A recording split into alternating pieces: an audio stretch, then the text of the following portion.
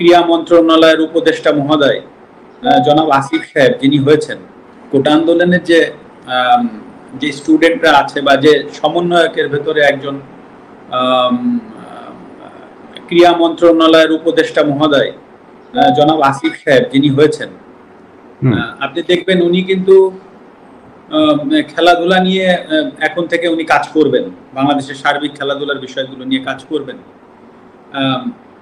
এখন যদি আল্লাহ না করুক কালকে একটা প্রবলেম হয়, আল্লাহ না করুক যদি কোনো একটা খেলাধুলায় কোনো জায়গায় প্রবলেম হয়, উনি কিন্তু প্রধান উপদেষ্টা মহোদয় ডক্টর ইউনূস স্যারের কাছে যাবেন বা সিনিয়র উপদেষ্টা মহোদয় যারা আছেন উনাদের সাথে আলোচনা করে এসেই কিন্তু উনাকে স্টেটমেন্ট দিতে হবে। ইটস ভেরি সিম্পল, কারণ উনি একটা দায়িত্বশীল জায়গায় আছেন।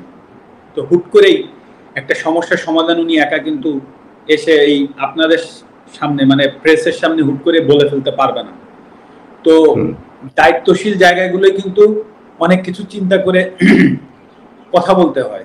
তো সেই জায়গা থেকে সেই জায়গাটাই কিন্তু আমি ছিলাম। হ্যাঁ, আপনি আমাকে খেলোয়াড় মাশরাফি বলছেন, আমি সেভাবে উত্তর দিচ্ছি, কিন্তু অ্যাট দ্য সেম টাইমে কিন্তু আমি একটা দায়িত্বশীল চেয়ারে বসেছিলাম। তো হুট করেই আমি কিন্তু ফ্রন্টে এসে একটা কথা বলে দিলাম, আর তাই নিয়ে একটা বিশাল আরো বড় কিছু হয়ে গেল। সেটার ট্যাকেল দেওয়ার ক্ষমতা আদৌ আমার আছে কিনা, বা বর্তমানে যারা কাজ করবেন তাদেরও কিন্তু এই জিনিসগুলো ভেবেচিন্তে কাজ করতে হবে। তো এটা কিন্তু ভেরি সিম্পল ব্যাপার। তো আমি যেটা বলতে চাচ্ছি যে হ্যাঁ, আমি ব্যর্থ হয়েছি, কিন্তু আসলে আমারও তো সীমাবদ্ধতা আছে বা ছিল, এটাও কিন্তু সত্য কথা। কিন্তু সেটাকে যে আমি এক্সকিউজ হিসেবে দাঁড় করাচ্ছি সেটা না, কারণ মানুষের দাবি ছিল, কারণ প্রথমত আমি একজন খেলোয়াড়, তারপরে আমি সংসদ সদস্য।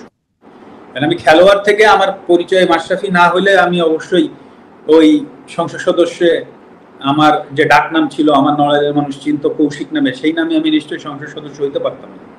তো খেলোয়াড় মাশরাফির জায়গায় যে আমি ব্যর্থ হয়েছি সেটা কিন্তু আমি একবারও বলছি না। বাট আপনি এট দ্য সেম টাইমে ভাবেন যে আমি একটা সংসদ সদস্য ছিলাম একজন, সেই পজিশন থেকে হুট করে আমি একটা মন্তব্য করার থেকে বরঞ্চ আমি ওইখানে যে সমাধানের চেষ্টা করাটা আমার জন্য আরো ইজি হইতো, বা আমি সেটাই চেষ্টা করেছি, সেটা হয়তো আমি পারিনি।